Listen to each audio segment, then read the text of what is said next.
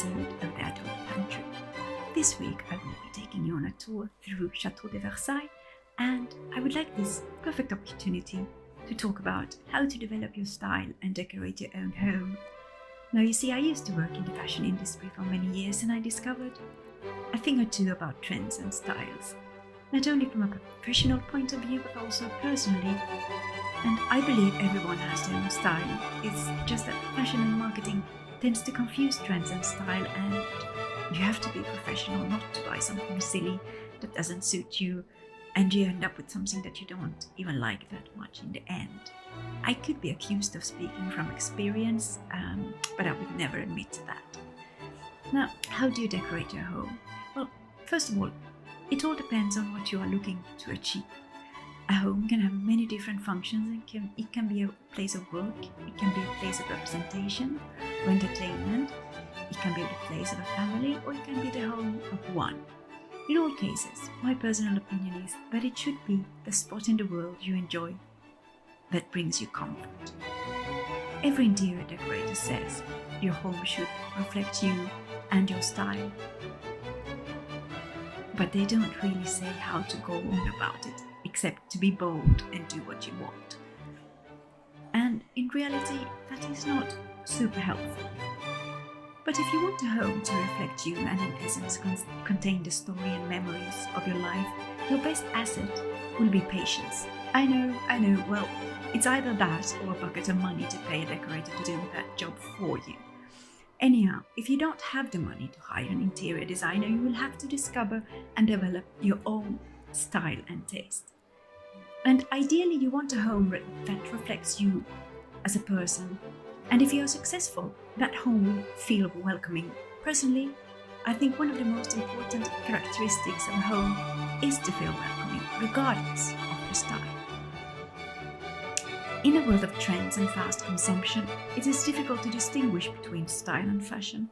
You might like something that is trendy at the moment, but it will be fairly short-lived. This means that whatever it was not your style. Your style, you will come to notice, sticks with you over the years, hence the need for patience. And the sooner you discover what you truly love, the more money you will save, on not buying those silly things you no longer like after a year or two. This is incidentally the most important thing to learn if you are strapped for cash. Learn your style and invest in your style. This way you will be surrounded by a place that suits you and not things that were once fashionable. This is also, strangely enough, the key to keep a home fresh. Some homes feel very dated and others still feel fresh even if they were decorated decades ago. A little pro tip, go and look at Jackie Kennedy's home. Why is this? Houses that were decorated in a particular fashion will age and will feel out of date, whereas style is ageless. When I was working as a designer, friends came to ask for style advice quite frequently, and I always said, and it still holds true today, it's not about how much money you spend, it's what you spend your money on.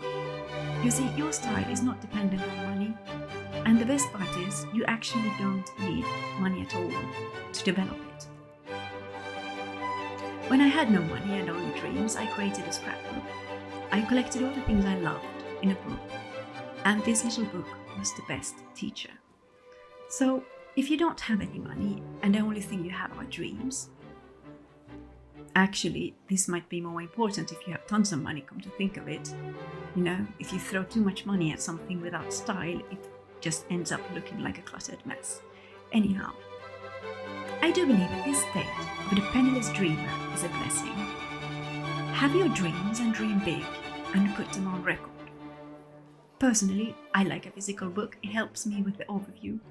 But, you can just as well keep a photo gallery on your phone or Pinterest, or really whatever format suits you best.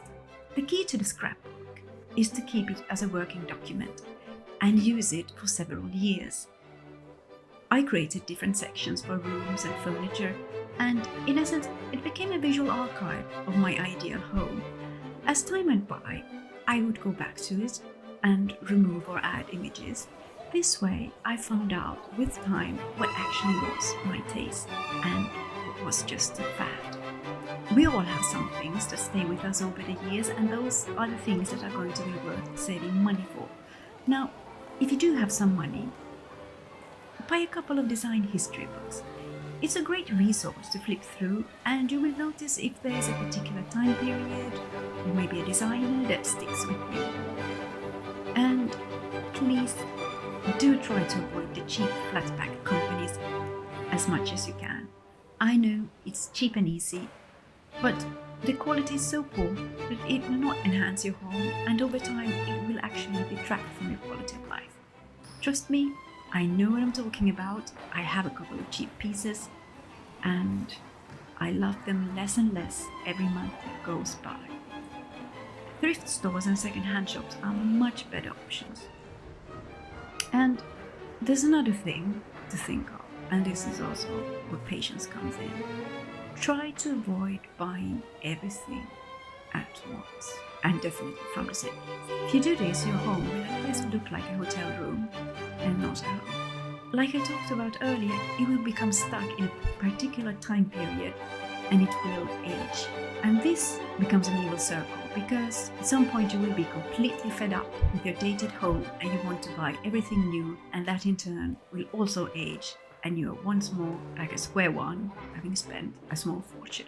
Now, I believe it's better to have a bare home for a couple of months and even years, and slowly fill it with the things, memories and style you love. But how do you achieve this on a limited budget? And again, yes, patience is your friend. Now, everyone says to save money. It's true, save money. What I did is I created a budget and I put aside a little sum every month.